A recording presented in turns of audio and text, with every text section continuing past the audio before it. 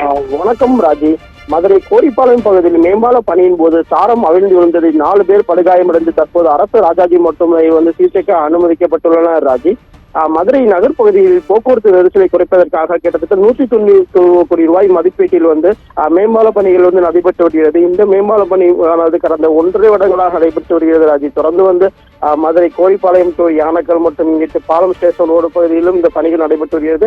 பெரும்பாலும் இப்பகுதியில் போக்குவரத்தும் தடை செய்யப்பட்டுள்ளது. ஏனென்றால் இந்த மேம்பால பணிகள் நடைபெறும் பொழுது எந்த ஒரு அசம்பாவிதமும் நடைபெற்றுவிடக்கூடாது என்பதற்காக இங்கு போக்குவரத்தும் கட்டுப்பாட்டுக்குள் கொண்டு வரப்பட்டுள்ளது. தொடர்ந்து போக்குவரத்து பல பகுதிகளுக்கு மாற்றம் செய்யப்பட்டுள்ளது ராஜி. இந்த நிலையில் நேற்று இரவு இங்கு சாரம் கட்டும் பணியின் போது கிட்டத்தட்ட வடமாநிலத்தை சேர்ந்த எண்ணற்ற நபர்கள் வேலை செய்து வரும் நிலையில் தமிழகத்தை சேர்ந்தவர் சிலரும் இங்கு வேலை செய்து வருகின்றனர்.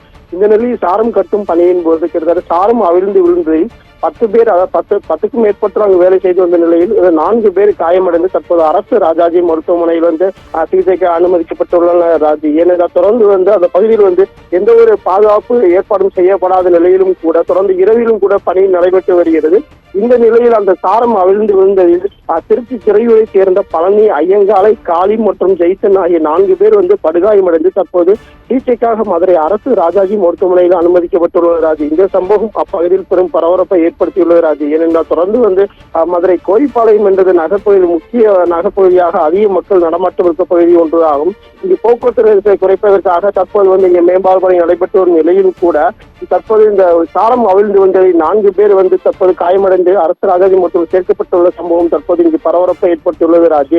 தொடர்ந்து தலாகலம் காவல்துறை இந்த விபத்து குறித்து தற்போது விசாரணை மேற்கொண்டு வருகின்றனர். அந்த இடத்தில் சாரம் அவிழ்ந்த இடத்தில் வந்த சாரங்களை திரும்ப அவிழ்ந்து விழுந்த சாரங்களை திரும்ப எடுப்பதற்காகவும் அந்த வாகனங்களை கொண்டு தற்போது அங்கே அப்புறப்படுத்தும் பணியும் நடைபெற்று வருகிறது ராஜி.